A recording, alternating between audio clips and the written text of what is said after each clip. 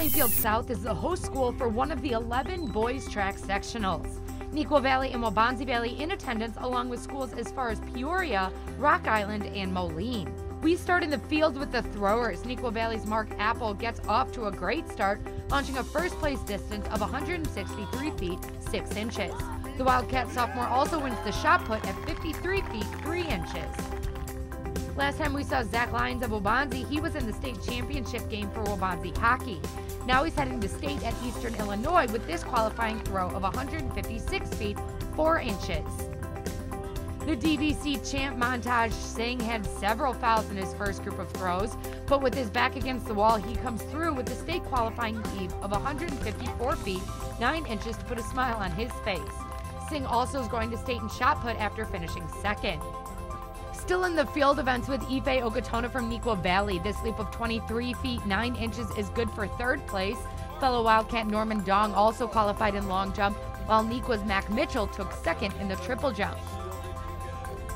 From jumping long distance to jumping over hurdles, the 110 meters is first, and Donovan Turner of Neuqua Valley crosses the line ahead of Yorkville's Peyton Frankenrider, who won the long and triple jump earlier in the day.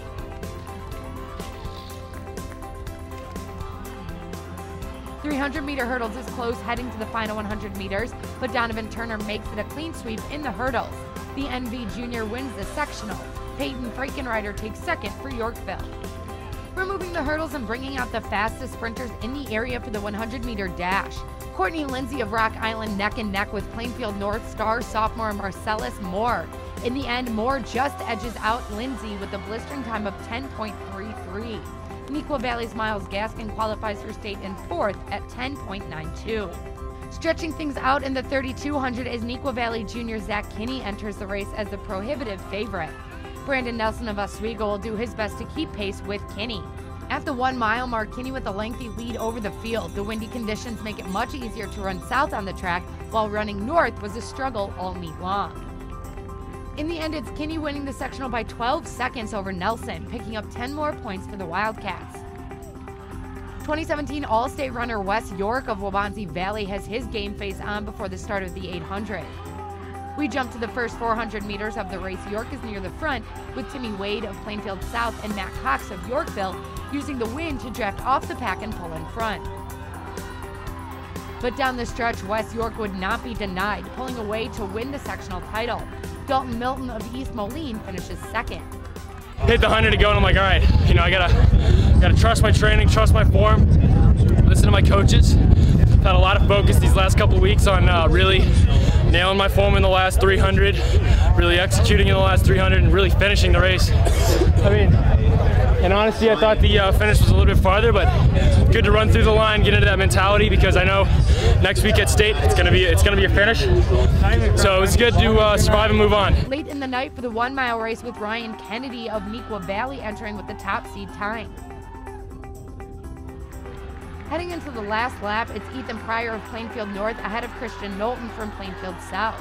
Cedric McGuire of Waubonsie in the hunt along with Neuqua's Danny Wynick.